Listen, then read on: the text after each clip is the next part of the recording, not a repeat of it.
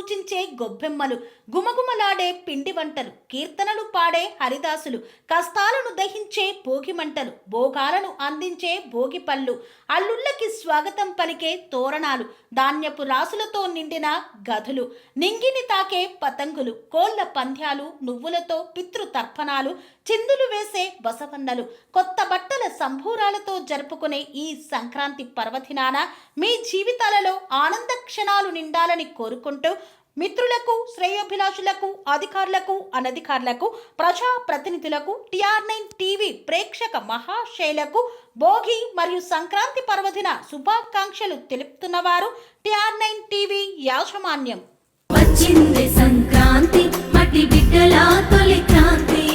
వచ్చింది సంక్రాంతి.